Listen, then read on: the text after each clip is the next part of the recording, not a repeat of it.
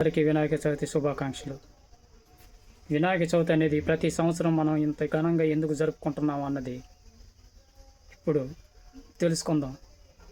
శివుడు పార్వతి ఎవరు పట్టాభిషిక్తులను చేయాలని ఆలోచనలో పడ్డప్పుడు అప్పుడు కుమారస్వామి వినాయక స్వామి పోటీ పడుతుండగా వాళ్ళు ఒక ఆలోచనకు వచ్చి ఎవరైతే ముల్లోకాలు తిరిగి ముందు దర్శనం చేసుకుంటా వస్తారో వాళ్ళని పట్టాభిషిక్తులను చేయాలని వాళ్ళ శివుడు పార్వతి అమ్మానాన్ని చెప్పగా అప్పుడు కుమారస్వామికి వాహనం ఉంటుంది కానీ వినాయక స్వామికి వాహనం ఉండేది కాదు.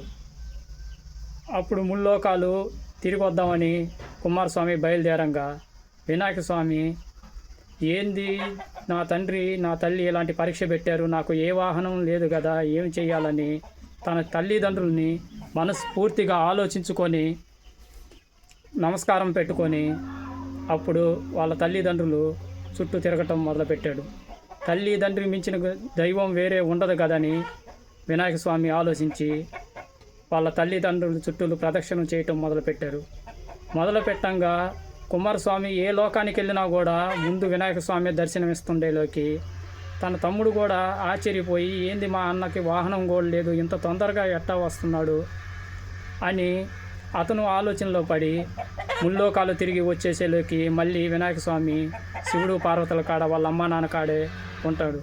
అప్పుడు తల్లిదండ్రులు ఏంది తండ్రి గారు నేను ముల్లోకాలు తిరిగి వచ్చాను, ఎక్కడికి పోయినా అన్నగారే ప్రత్యక్షమవుతున్నారు ఏంది అని అంటే కుమారస్వామికి తన తల్లిని మించిన దైవం ఇంకోటి లేదు, అది నువ్వు తెలుసుకోవటంలో కొద్దిగా వెనకబడ్డావు, వినాయక స్వామి తెలుసుకున్నాడు కాబట్టి ఆయన మనస్ఫూర్తిగా ఆలోచించి ముల్లోకాలు మమ్మల్ని స్మరించి తిరిగి వచ్చాడు అనేలోకి కుమారస్వామి ఆలోచించుకొని తన అన్నే దీనికి అర్హుడని భావించి తన తల్లిదండ్రికి చెబుతాడు.